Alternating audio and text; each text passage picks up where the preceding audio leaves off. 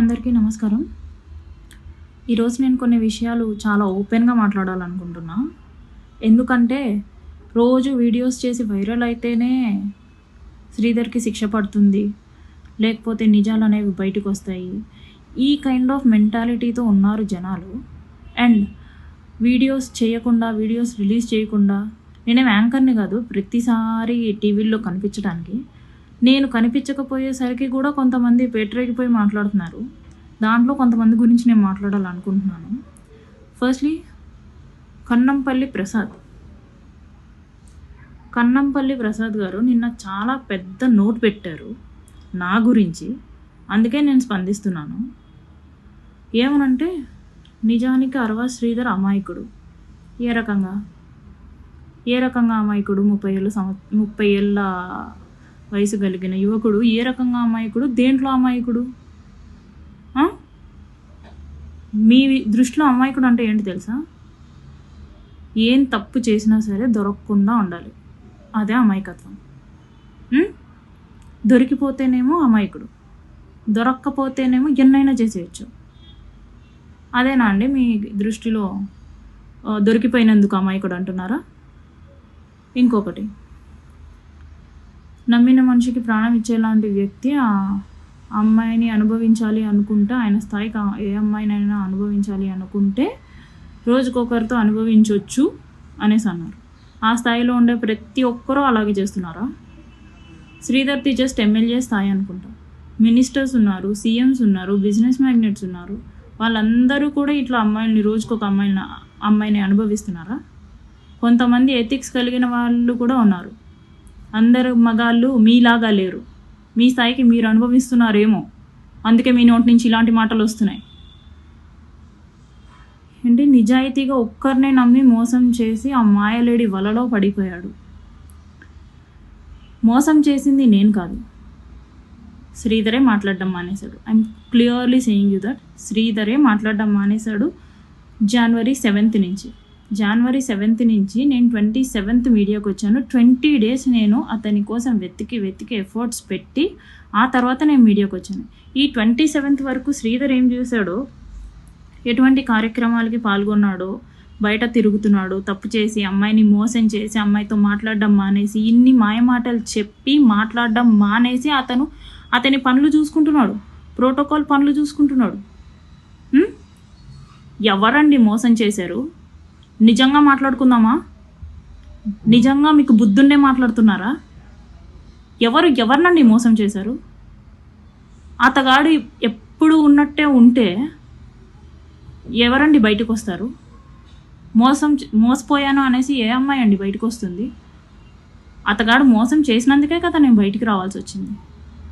లేకపోతే honey trap అనేసి అంటున్నారే, honey trap అంటే ఏంటండి? 1.5 సంవత్సరం నేను సపోర్ట్ చేయకుండానే ఇక్కడ దాకా వచ్చాడా?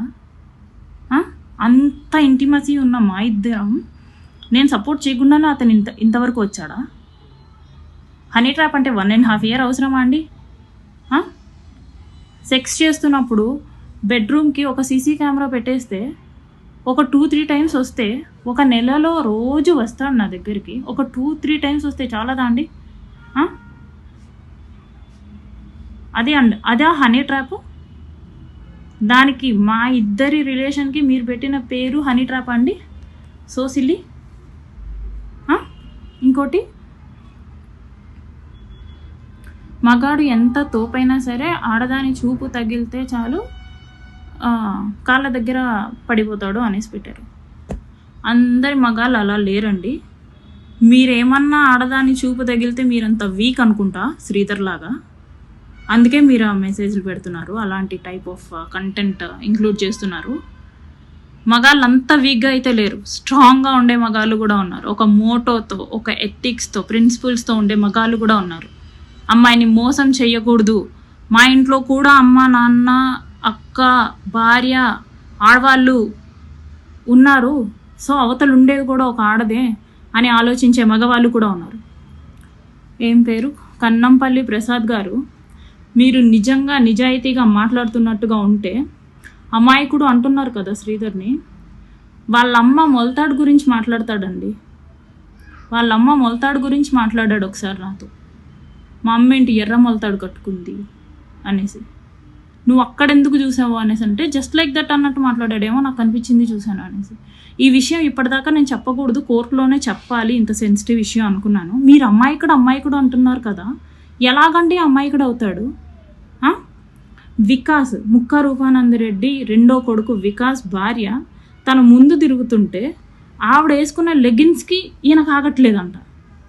నాతో వీసీలో ఆమెను చూపించి, ఆమె వేసుకున్న లెగిన్ని చూపించి, ఆమె వికాస్ భార్య, ఆమె చూసిన లెగిన్స్ వేసుకుంది, అది లెగిన్స్ వేసుకుంటే నాకు ఆగదు అనేసి అన్నాడు. తిండి తింటున్నాడు కదండి వాళ్ళ ఇంట్లోనే ఉంటారు కదండి, వాళ్ళ ఇంట్లో ఇంకా ఆడవాళ్ళు ఉంటారు కదండి. అలాగా ఎవరైనా మాట్లాడతారా? వాళ్ళ ఇంట్లో వాళ్ళ అమ్మ ఉంటుంది, చెల్లి ఉంటుంది. ఇక్కడ సార్ వాళ్ళ ఇంట్లో ఆడవాళ్ళే ఉంటారు అందరూ. ఇంకా ప్రజలు సమస్యలు చెప్పుకోవడానికి వచ్చిన ఆడవాళ్ళ గురించి ఎలా మాట్లాడతాడో నాకు తెలుసు. మీకు తెలుసా అండి అమాయకుడి గురించి? తెలుసుకొని మాట్లాడండి. అండ్ మీడియాకి వచ్చింది అంటున్నారు కదా. మా ఫాదర్ MDO. ఆయన మేమేమి అల్లాటప్ప ఫ్యామిలీ నుంచి కూడా రాలేదు.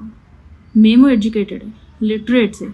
నాకు ఒక ప్రాపర్ ఫ్యామిలీ ఉంది. నా బతుకు బాగోలేక నా లైఫ్ ఇలా అయిపోయింది అంతే తప్ప ఎవడో డబ్బులు ఇచ్చి రాజకీయ కుట్ర చేయమని చెప్పలేదు. అండ్ ప్రసాద్ గారు, ఐ ఛాలెంజ్ యూ, మీరు ఇది రాజకీయ కుట్ర అంటే మీకు మీరుగా వచ్చి నన్ను చంపేయండి. మీకు మీరుగా వచ్చి నన్ను చంపేసుకోవచ్చు. నేను ఆ హక్కు మీకు ఇస్తున్నాను. నన్ను చంపే హక్కు మీరు ఆధారాలతో నిరూపిస్తే నన్ను చంపే హక్కు మీకు నేను ఇస్తున్నానండి. ప్రసాద్ గారు అనే కాదు, who ever talk like this, మీరు ప్రూఫ్తో మాట్లాడండి. అండ్ ఇంకోటి, FIR ఫైల్ చేశారు నా మీద. 6 months నుంచి నేను వేధిస్తున్నాను అనేసి. 6 months నుంచి ఒక ఎమ్మెల్యేని వేధించేంత పవర్ ఉందా ఒక నార్మల్ ఉమెన్కి? 6 months నుంచి మరి ఏం చేస్తున్నావు? 6 months నుంచి శ్రీధర్ ఏం చేస్తున్నాడు? ముక్కా రూపానందరెడ్డి ఏం చేస్తున్నాడు? శ్రీధర్ వాళ్ళ అమ్మ ఏం చేస్తుంది?